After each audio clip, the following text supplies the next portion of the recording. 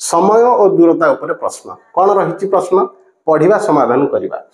विजय घंटा प्रति 6 किलोमीटर बेगर 15 मिनिट चली चली घंटा प्रति 38 किलोमीटर बेगर 12 मिनिट बस रे और घंटा प्रति 72 किलोमीटर बेगर 45 मिनिट ट्रेन में यात्रा करी कौन स्थान में पहुंचला तेबे से मोट केते दूरता यात्रा कला। देख ये विजय 3 प्रकार उपाय यात्रा करिछि बाट चली चली जाइछि किछि बाट बस रे जाइछि एवं शेष रे ट्रेन ने जाइछि।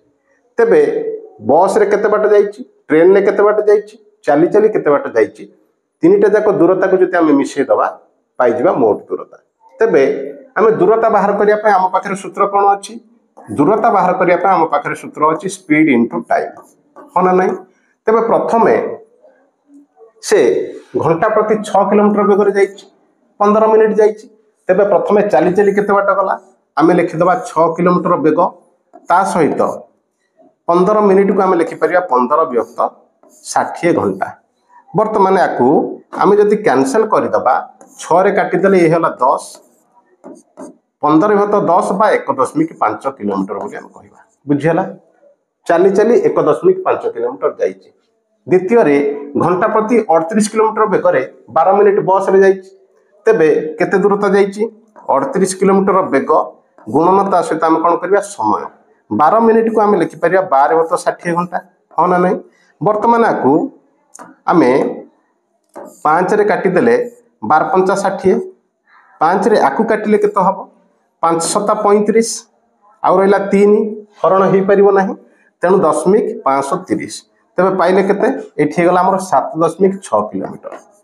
वर्तमान शेष रे घंटा प्रति 72 किलोमीटर बेगरे से 45 मिनिट यात्रा करिसंती तेबे घंटा प्रति 72 किलोमीटर बेगरे जदि 45 मिनिट यात्रा कले 72 रे आमे गुणी दबा केते 45 मिनिट 45/60 घंटा बोली हम कहि परिबा।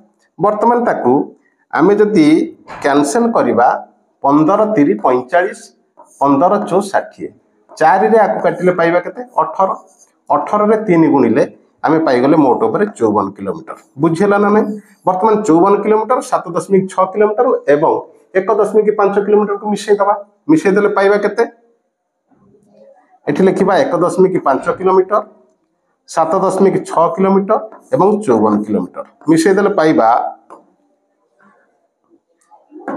6 5 11 7 4 11 1 12 1 13 5 1 6 तेबे 63.1 किलोमीटर ऑप्शन बी होची तार सठिक उत्तर।